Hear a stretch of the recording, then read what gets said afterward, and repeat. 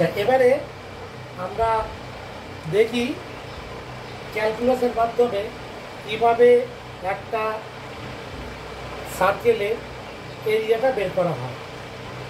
একটা সার্কেলের এরিয়াটা ক্যালকুলাসের মাধ্যমে কীভাবে বের করা যায় সেটা দেখছি।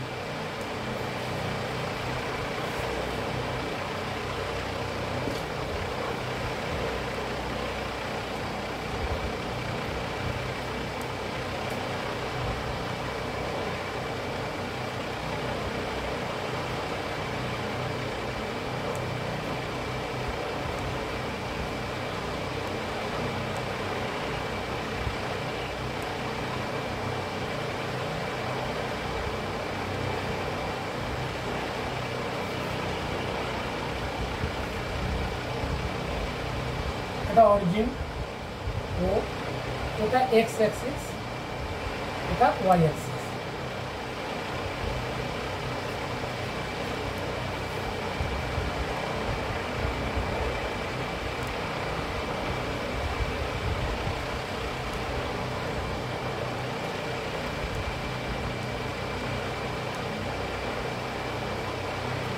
এবারে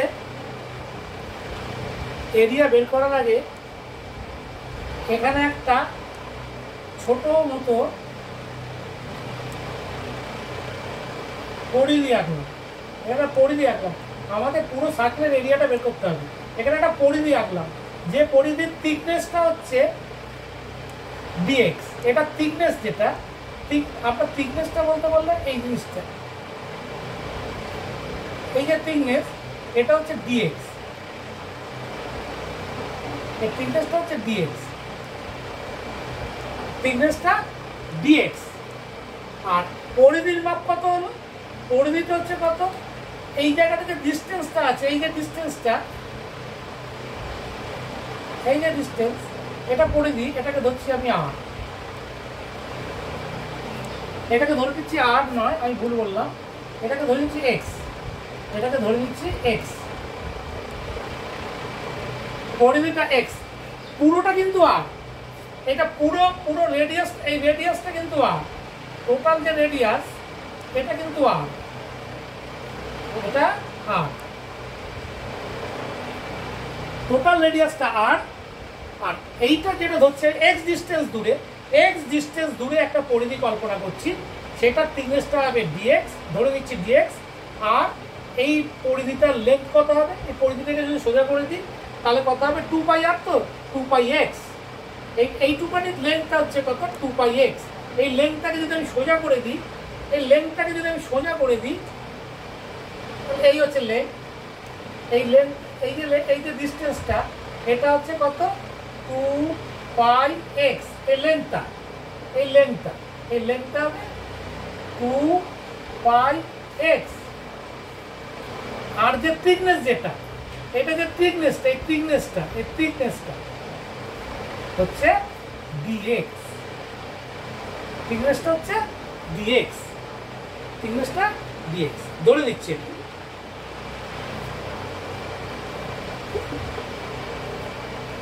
ডিএক্স, এইটুকুনি হচ্ছে ডিএক্স, থিকনেসটা আর লম্ব 4। তাহলে এটা ক্ষেত্রফলটা কত হবে? এটা তাহলে এরিয়া, এই যে এরিয়া, এটা হবে বিএ। বিএ এরিয়াটা কত হবে? 2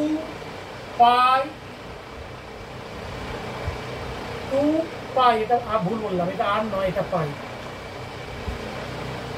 2 পাই এক্স।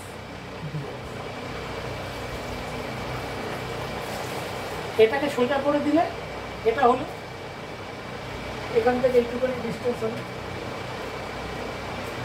2 পাই এক্স আর 2 পাই এক্স। এখানে যে এক্সটা হচ্ছে ভেরিয়েবল, আর এই যে থিকনেসটা, ওটা থিকনেসটা অ্যাকচুয়ালি ডেল্টা এক্স হয়, ওটা হচ্ছে ডেল্টা এক্স। এই ডেল্টা এক্স হয়, এই ডেল্টা এক্সটাকে আমরা যখন টেন্স টু এক্স করবো, এটা টেন্স ডেল্টা এক্সটাকে, এই ডেল্টা এক্সটাকে যখন আমরা টেন্স টু এক্স করবো, ডেল্টা এক্সটাকে যখন টেন্স টু 0 করবো, তখন ওটা হয়ে যাবে কত? ডিএক্স। ডেল্টা এক্সটাকে 0 থেকে নিয়ে গেলে ওটা তখন ডিএক্স হয়ে যাবে। ওই হিসাবে আমি এটাকে ডিএক্স বলেছি। এবার দুদিকে যদি আমি ইন্টিগ্রেশন করি তাহলে এটা হয়ে যাবে কত এ, টোটাল এরিয়া বেরোবে এ, টোটাল এরিয়ার কত 0 থেকে আর, টোটাল এরিয়া বেরোবে 0 থেকে আর, সার্কেলের এরিয়াটা 0 থেকে আর। কেন আমি এখান থেকে ছোট সার্কেল, তারপর এটা আস্তে আস্তে বড় সার্কেল, তারপরে আরেকটু বড় সার্কেল, এইভাবে আস্তে আস্তে বড় সার্কেল হয়ে যাবে। এটা আস্তে আস্তে বেড়ে যখন এটা হয়ে যাবে। কম্পিউটারের মাধ্যমে এটাকে অ্যানিমেশনের মাধ্যমে দেখানো যায়।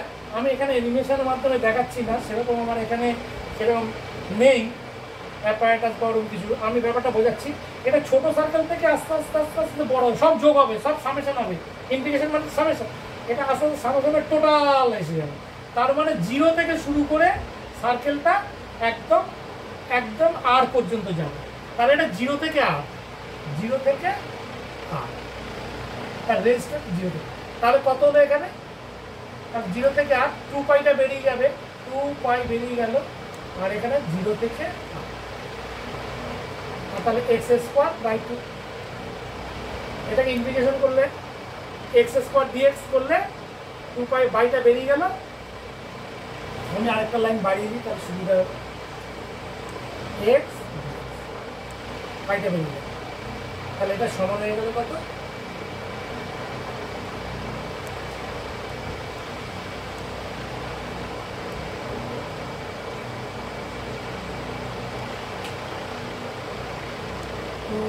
y, এটা হয়ে গেল কত এক্স স্কোয়ার বাই 2।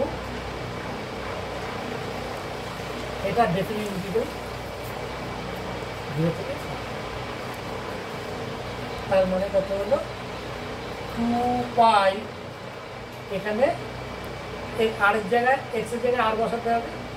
তার মানে আর square by 2 minus 0 square by 2। তার মানে এটা সমান কত হয়ে যাচ্ছে, এখানে সমান করে দিচ্ছি 2 পাই, 0টা এটা পুরো 0, তার মানে এখানে কত হলো আর স্কোয়ার বাই 2 মাইনাস 0। তার মানেটা কত হলো,